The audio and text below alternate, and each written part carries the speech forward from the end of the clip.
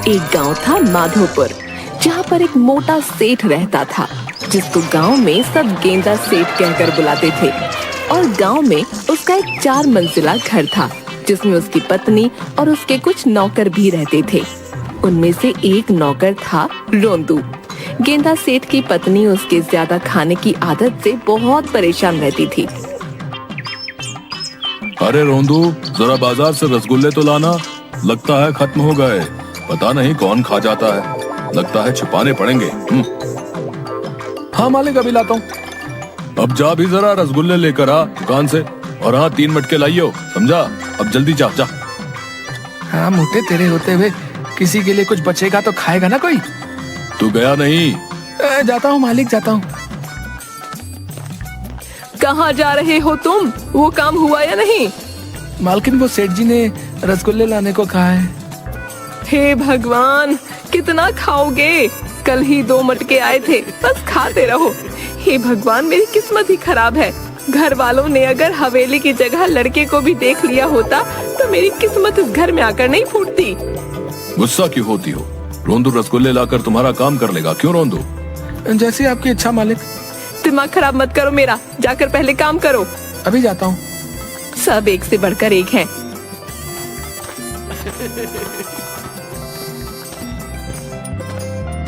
तभी वहाँ एक आदमी आता है रसगुल्ले लेकर। सेठ जी नमस्ते। अरे रघु, क्या बात है, आज इधर कैसे आना हुआ? जी, मेरी बिटिया की शादी होने वाली है, उसी का शादी का कार्ड लेकर आया हूँ। बेटी की शादी कहाँ की है? सुना है लड़का सरकारी नौकरी करता है। जी, सेठानी पास ही के गांव में रिश्ता तय किया। ये लीजिए रसगुल्ले, और ये रहा मेरी बिटिया का शादी का कार्ड। आप सब जरूर आना, और गेंदा सेठ जी आप भी आना। गांव वाले कहते हैं कि आप किसी की भी शादियों में नहीं जाते, लेकिन आप हमारी बिटिया की शादी में जरूर आना। अब मैं चलता हूँ। अच्छा। वो गया नहीं कि तब तक सेठ जी ने रसगुल्ले खाना शुरू भी कर दिया। ये क्या, आपने खाना भी शुरू कर दिया? देखो सेठानी, पानी खुद प्यासे के पास चलकर आया है। इसे ही तो कहते हैं जहाँ चाह वहाँ राह। वो मेहनती लोगों के लिए होता है, आलसियों के लिए नहीं।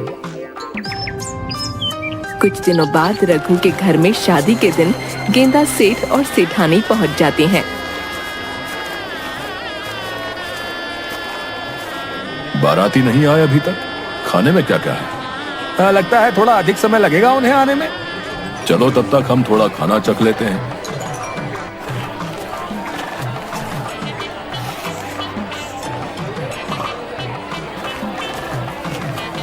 कितनी पूरी खाएंगे गेंदा सेठ जी? आदमी 2-3 पूरी डालता है। इतना काफी है। अरे और डालो भाई, शादी के घर में कंजूसी नहीं करते, समझे? उसने थोड़ी और पूरियां डाली। अरे और डालो भाई। आप ही ले लीजिए गेंदा सेठ जी।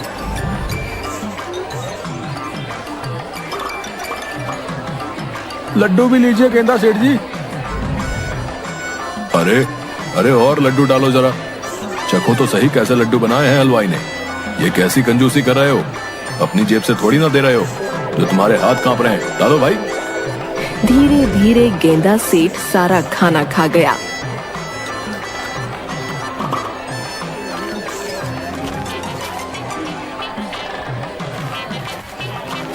बारातियों के आने का वक्त हो गया था। रघु को लोगों ने बताया कि गेंदा सेठ जी सारा खाना खत्म कर चुके हैं। रघु तुरंत भागकर सेठानी के पास गया। हमें माफ करना सेठानी जी, लेकिन सेठ जी ने सारा खाना खा लिया। बाराती आने ही वाले हैं, आप कृपा करके सेठ जी से बात करिए, उन्हें किसी तरह रोकिए। सेठानी सेठ के पास आई। बस करिए, चलिए यहाँ से। अरे पकोड़े तो खाए ही नहीं। रुको रुको, मैं एक पकौड़ा खा लूं तब आता हूँ। चुपचाप घर चलो, समझे? वरना 1 माह तक आपके रसगुल्ले बंद।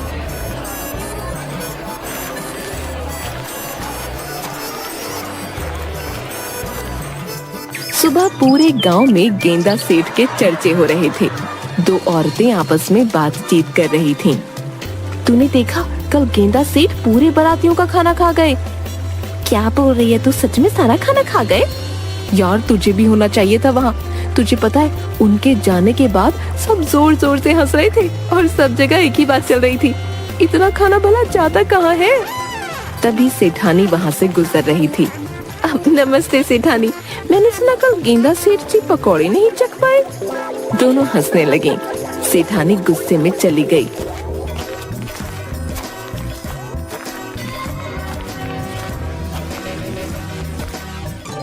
क्या हुआ भाग्यवान, इतने गुस्से में क्यों हो? कल आपने शादी में पकौड़े नहीं चखे ना, इसलिए पूरा गांव नाराज है। मैंने आपको चखने नहीं दिया ना, इसलिए औरतें मुझे ताना मार रही थीं। अरे भाग्यवान, वो ताने नहीं मार रही थी, बल्कि मैंने पकौड़े नहीं खाए ना, इसलिए नाराज थी। मैं ऐसा करता हूँ, कुछ पकौड़े चक्कर आता हूँ। क्या पता कुछ पकौड़े अभी बचे हों, तब देखना तुम्हें कोई ताने नहीं मारेगा। खबरदार अगर हिले तो भगवान क्या करूं इस आदमी का।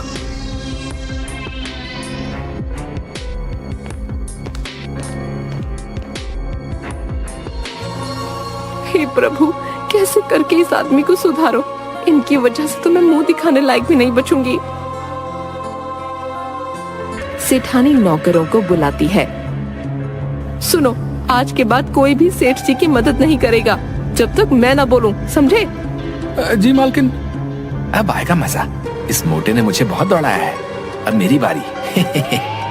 सेठ जी की जरूरतों वाली सारी चीजों की सूची बनाओ और जिस चीज की जरूरत जितनी ज्यादा है उसे उतना ही दूर रखो। और आज के बाद कोई भी मिठाई गेंदा सेठ जी के हाथ में लगने ना पाए, समझ गए सबके सब? जी। गांव के सारे दुकानदारों को कह दो कि कोई भी गेंदा सेठ जी को कुछ खाने को नहीं देगा, वरना मैं हमेशा के लिए गेंदा सेठ जी को उनके घर भेज दूंगी, तब खिलाते रहना। आज के बाद आप अपने काम खुद करेंगे। आज के बाद आपको केवल सात्विक भोजन ही मिलेगा। आपको रोज सुबह उठकर सबसे पहले आंगन के 3 चक्कर लगाने होंगे। उसके बाद बागान के सारे फूलों में पानी डालना होगा। आखिर में खुद के लिए तालाब से पानी भर के घर लाएंगे। अब चाहे आपको पीने के लिए पानी चाहिए या नहाने के लिए, उसका इंतजाम आपको खुद करना होगा। या तो आप एक ही बारी में अपने लिए बहुत सारा पानी भर के ले आइए, या तो पूरे दिन भर तालाब के चक्कर काटते रहिए। मुझे नहीं पता, पर आपकी मदद कोई नहीं करेगा, इसलिए ये बात ध्यान रखना। इन सब के बाद आपको खाना मिलेगा और शाम को आप रोंदू के साथ टहलने जाएंगे। चालाकी करने की कोशिश मत करना, रोंदू 24 घंटे आपके साथ रहेगा।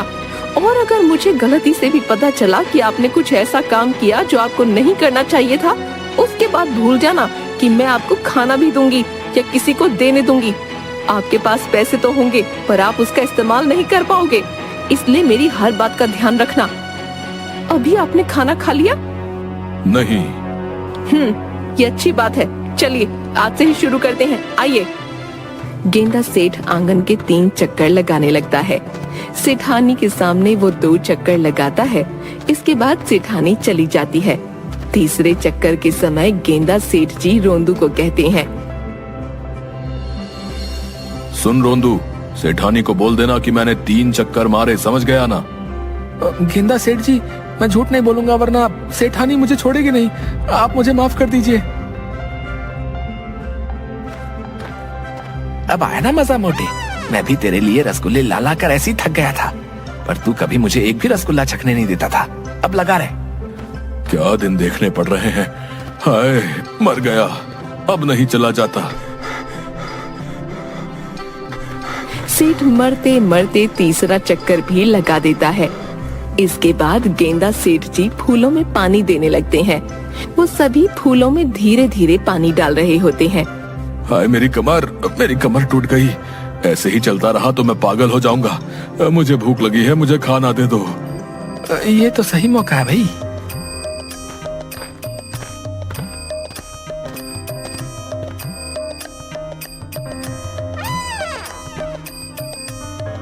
ये क्या खा रहे हो? गेंदा सेठ जी, रसगुल्ला। वाह, क्या रसगुल्ला है। आहा, मजा आ गया। मेरे बिना खा रहा है, इधर ला, जरा मुझे भी चखा। नहीं गेंदा सेठ जी, मालकिन ने मना किया है। बस आप नदी से पानी लेकर आइए, उसके बाद आपके लिए खाना कमरे में लगा दिया जाएगा। ये तो कुछ नहीं मोटे। अब देख तू, तेरे सामने इतना खाना खाऊंगा कि तू पागल हो जाएगा, और मैं लूंगा अपना बदला।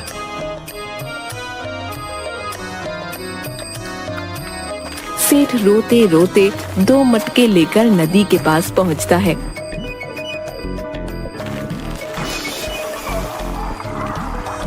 हाय हाय, लग गई। अरे कमर टूट गई मेरी। पता नहीं सेठानी पर भी क्या बुखार चढ़ा है, जीने नहीं देगी ये औरत मुझे। इसके बाद एक मटका सेठ पकड़ते हैं और उसी को भर कर घर ले जाते हैं। गेंदा सेठ जी, दूसरा मटका कहाँ गया? क्या बताऊं, नदी में पैर फिसला और गिर गया। मेरी कमर टूट गई है। थोड़ा बाम लेकर आजा, मालिश करनी है। मालिक माफ करिएगा, मालकिन ने मना किया है आपकी कोई भी मदद करने के लिए। आप एक बार मालकिन से बात कर लीजिए, वो कहेंगे तो मैं कर दूंगा। सही कहा है किसी ने, ऊपर वाला जब भी देता है छप्पर फाड़ के देता है। एक दिन में इतनी सारी खुशियाँ, मेरा तो जीवन सफल हो गया। रहने दे अब तो पानी भी लेकर आ गया हूँ मैं। आप बैठिए, मैं आपके लिए खाना लगाता हूँ। गेंदा सेठ खाना खाते हैं और सो जाते हैं। शाम को जैसे ही गेंदा सेठ उठते हैं, चलिए मालिक, आपको टहलने भी जाना है। मालिक, इसके बाद रात हो जाएगी, अगर हम समय पर नहीं गए तो देर हो जाएगी। अभी जल्दी ही टहल कर वापस आ जाएंगे। आपके सर से एक बोझ कम हो जाएगा, बात मानिए मेरी। अपनी मालकिन की इतनी चमचागिरी भी मत करो कि परेशानी में आ जाओ। गेंदा सेठ और रोंदू दोनों टहलने चले जाते हैं।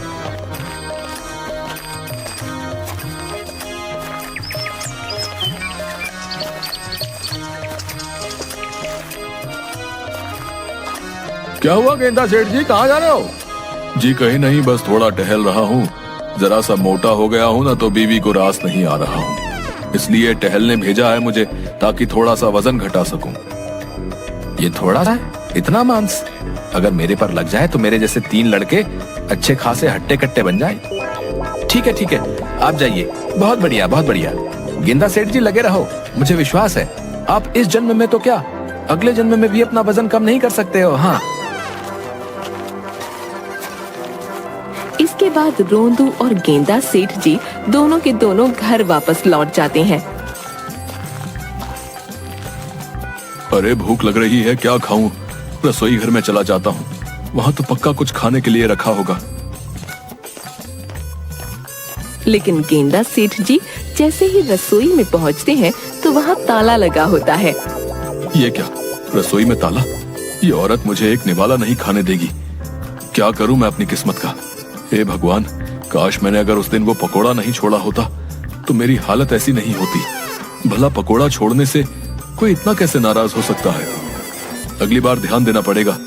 सारा नहीं तो कम से कम थोड़ा बहुत तो चख ही लूंगा। क्या हुआ, लगता है खाना ढूंढने आए हैं। चले जाइए, आप खाना तभी मिलेगा जब मैं भिजवाऊंगी। रात को गेंदा सेठ जी को खाना मिलता है। ये क्या, बस इतना सा? इतने में मेरा क्या होगा? जो भी है खा लीजिए, वरना ये भी ले जाऊंगी। अरे नहीं, नहीं खा रहा हूं ना। उसके बाद गेंदा सेठ जी सो जाते हैं। अगले दिन जब उठते हैं तो उनकी चप्पल जगह पर नहीं होती। रोंदू, मेरी चप्पल कहाँ है? जरा लेके आइयो। गेंदा सेठ जी, माफ करना, मालकिन ने मदद करने से मना किया है, लेकिन आपको बता सकता हूँ कि वो कहाँ है। छत पर आप जाएंगे, आपको चप्पलें मिल जाएंगी। छत पर किसने रखी? गेंदा सेठ जी, मालकिन ने रखवाई है। हे भगवान, अब उस चौथे मंजिल तक कौन चढ़ेगा? इसका सुबह सुबह शुरू हो गया। एक एक करके गेंदा सेठ जी छत तक पहुँचे। वहाँ उन्हें चप्पल नहीं मिली। वो नीचे आए। वहाँ चप्पल नहीं है। क्या, वहाँ नहीं है? तो कहाँ है? हाँ, याद आया, वो तीसरे मंजिल में है।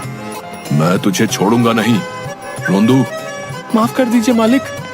इसके बाद गेंदा सेठ तीसरी मंजिल में गया और चप्पल पहन के नीचे आ गया। इसके बाद उन्होंने हांफते हांफते आंगन के 3 चक्कर लगाए।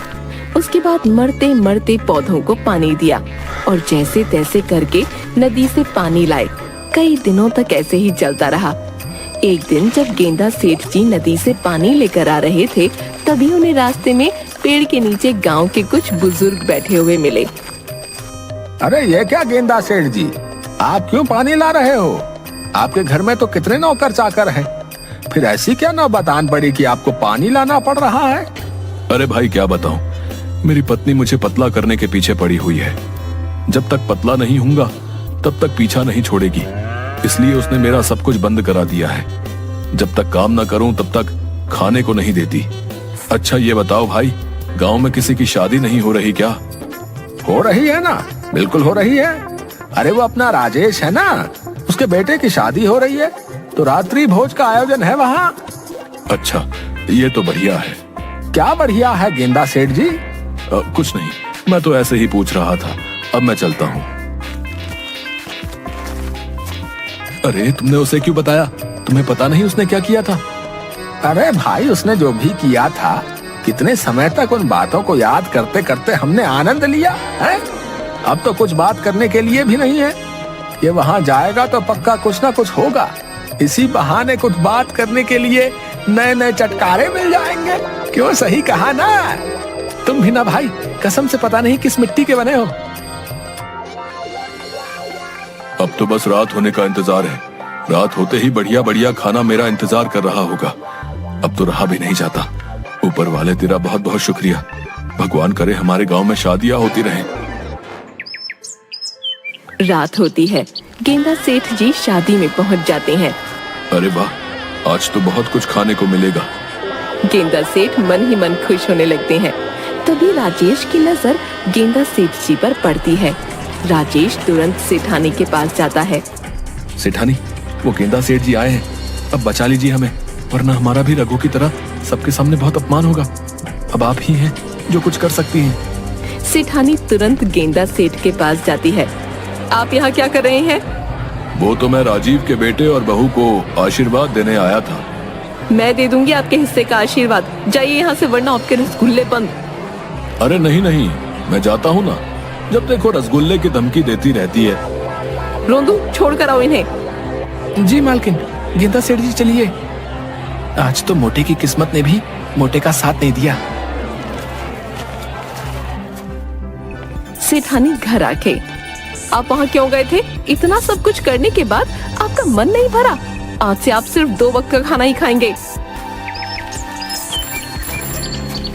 अगले दिन जब गेंदा सेठ पानी भरकर वापस आ रहा था, तब उसके पीछे एक कुत्ता पड़ गया।